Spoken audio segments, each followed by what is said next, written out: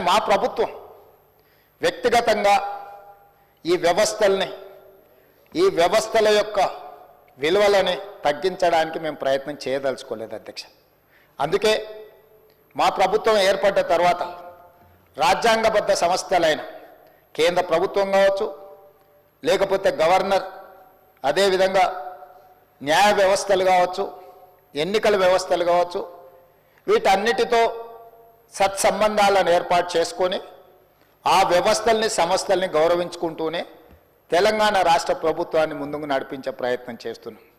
అందులో భాగంగానే నిన్న మన గవర్నర్ గారి ప్రసంగం ప్రజాస్వామ్య స్ఫూర్తిని ఈ దేశ ప్రజలకు గుర్తు చేయడంలో భాగంగానే వారు ప్రస్తావించడం జరిగింది అధ్యక్ష.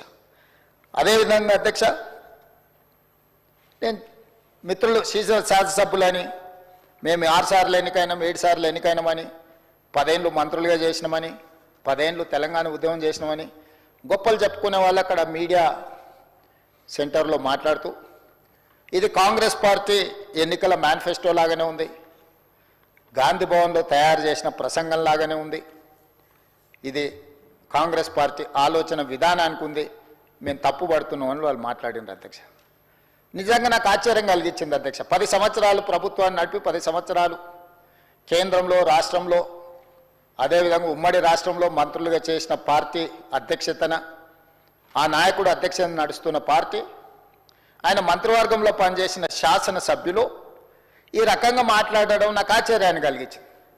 ఎందుకంటే అజ్ఞానమే గొప్ప విజ్ఞానం అనుకుంటున్నట్టున్నారు, తెలివి తక్కువతనమే తమ గొప్పతనంగా అనుకుంటున్నట్టున్నారు. అధ్యక్ష, ఏ రాజకీయ పార్టీ అయినా ప్రజల దగ్గరికి ఎన్నికల ముందు మమ్మల్ని సమర్థించమని అడగడానికి వెళ్ళినప్పుడు ఆయా రాజకీయ పార్టీలు రేపు ప్రభుత్వాన్ని ఏర్పాటు చేస్తే ఎలాంటి కార్యాచరణతో ముందుకు వస్తాయో, ప్రభుత్వాన్ని ఏర్పాటు చేసిన తర్వాత ఆ ప్రభుత్వంలో ఆ పార్టీ తీసుకోబోయే నిర్ణయాలనే ఎలక్షన్ మేనిఫెస్టో అంటాం అధ్యక్ష. ఆ ఎన్నికల మేనిఫెస్టోను ప్రజలకు వివరించి ప్రజల యొక్క మన్ననలు పొంది ప్రజా తీర్పును తమకు అనుకూలంగా చట్టసభల్లో ప్రజాప్రతినిధులను ఎన్నుకునే విధంగా ప్రభావితం చేసి వాళ్ళ చేత ఎన్నికైన ప్రభుత్వం మెజారిటీ సభ్యులతో ప్రభుత్వాన్ని ఏర్పాటు చేసి మంత్రివర్గాన్ని ఏర్పాటు చేసుకొని ఆ మంత్రివర్గము ఎన్నికల మేనిఫెస్టోలో ఇచ్చిన హామీల ప్రాతిపదికన ప్రభుత్వపరమైన పాలనా నిర్ణయాలు తీసుకొని ఆ పాలనా నిర్ణయాలనే మంత్రివర్గ ఆమోదం చేయించి మంత్రివర్గం ఆమోదం పొందిన అంశాలనే గవర్నర్ గారు ఉభయ సభలను ఉద్దేశించి ప్రసంగిస్తారు అధ్యక్ష.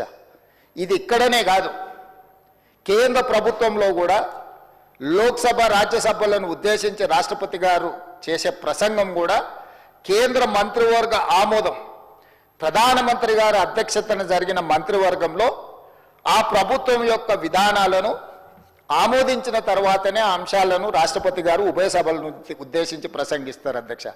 రాష్ట్రపతి ప్రతినిధిగా గవర్నర్ గారు, రాష్ట్ర ప్రభుత్వాలు ముఖ్యమంత్రి గారి అధ్యక్షతన మంత్రివర్గం ఆమోదించిన అంశాలను మాత్రమే గవర్నర్ గారు ఈ సభలను ఉద్దేశించి ప్రసంగిస్తారు అధ్యక్ష.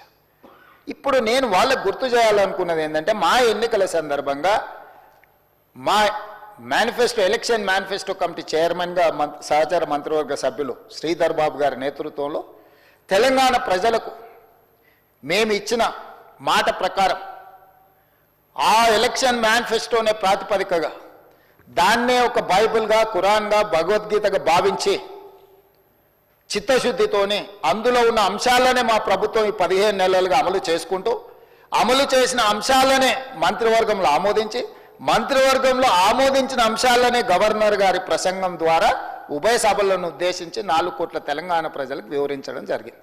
ఇప్పుడు నేను మిమ్మల్ని అడుగుతున్న అధ్యక్ష, తమరి ద్వారా వాళ్ళని అడగదలుచుకున్న నేను, ఇది ఒక ప్రాతిపదిక, దీనికి ఒక చట్టబద్ధత ఉంది. మరి మా పార్టీ ప్రజల దగ్గరికి వెళ్ళి ప్రజల యొక్క మన్ననలు పొంది ప్రభుత్వాన్ని ఏర్పాటు చేసిన ప్రభుత్వం తీసుకున్న నిర్ణయాలను గవర్నర్ ప్రసంగంలో మేము పొందుపరిస్తే దాన్ని తప్పుబట్టి అవహేళన చేసి ఇది కాంగ్రెస్ పార్టీ విధానం లాగానే ఉంది, అట్లెట్లుంటుంది అంటారు ఏంది అధ్యక్ష? గవర్నర్ గారి ప్రసంగం కాంగ్రెస్ విధానాలకు వ్యతిరేకంగా ఉండదు అధ్యక్ష. ఈ ప్రభుత్వమే కాంగ్రెస్ ప్రభుత్వం, ఇది ప్రజా ప్రభుత్వం, ప్రజా పాలన అధ్యక్ష.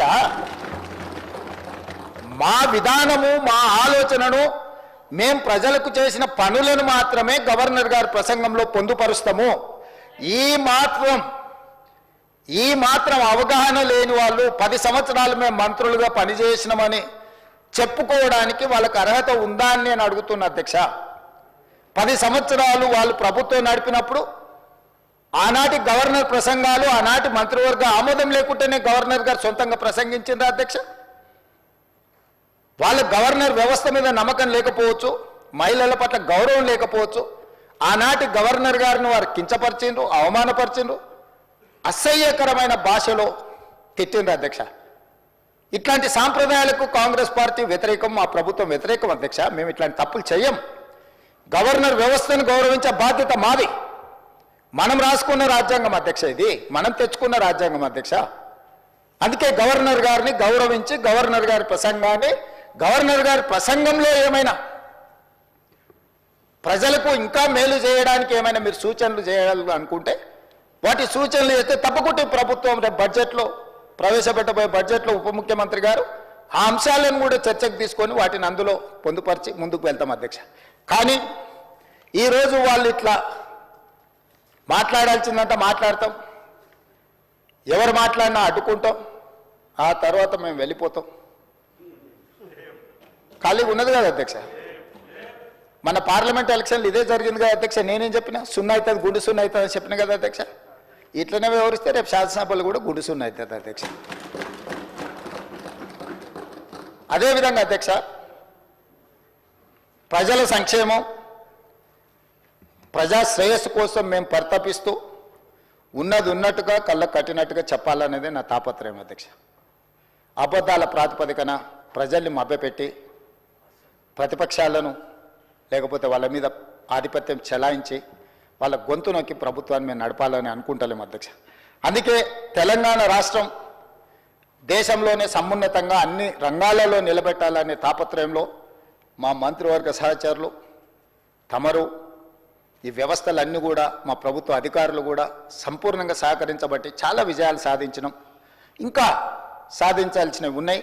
ఈ అంశాలకు సంబంధించి ఈరోజు మనం చర్చించుకుంటున్నాం. గవర్నర్ గారు లేవనెత్తిన అంశాలతో పాటు అదేవిధంగా ప్రభుత్వంలో ఇప్పుడు ఈ జరిగిన 15 నెలల పరిపాలన మీద ప్రతిపక్ష సభ్యులు పల్లా రాజేశ్వర రెడ్డి గారు కావచ్చు, జగదీశ్వర్ రెడ్డి గారు కావచ్చు, మహేశ్వర్ రెడ్డి గారు కావచ్చు, లేకపోతే కూనంనేని సాంబశివరావు గారు కావచ్చు, అక్బరుద్దీన్ ఓవైసీ గారు కావచ్చు, మిత్రులు రామచంద్ర నాయక్, ఆది శ్రీనివాస్ గారు, వేముల వీరేశం గారు కావచ్చు, ప్రస్తావించిన అంశాలను అన్నిటిని కూడా దృష్టిలో పెట్టుకుంటాం అధ్యక్ష. ఎందుకంటే ప్రజల శ్రేయస్సు కోసం, ప్రజలకు మేలు జరగాలన్నదే మా ఆలోచన. కాబట్టి ఎవరు ఏమాత్రం తెలంగాణ సమాజానికి ఉపయోగపడే సూచనలు చేసినా వాటన్నిటినీ తీసుకోవడానికి మాకు ఎలాంటి అభ్యంతరం లేదు అధ్యక్ష. ఈ తెలంగాణ ఏళ్ళకేళ్లకు పోరాడిన తెలంగాణ చరిత్ర అధ్యక్ష. అణిచివేతను, అహంకారాన్ని ధిక్కరించి ఎదిరించే ఉద్యమ పునాదులున్న ప్రాంతం తెలంగాణ ప్రాంతం అధ్యక్ష.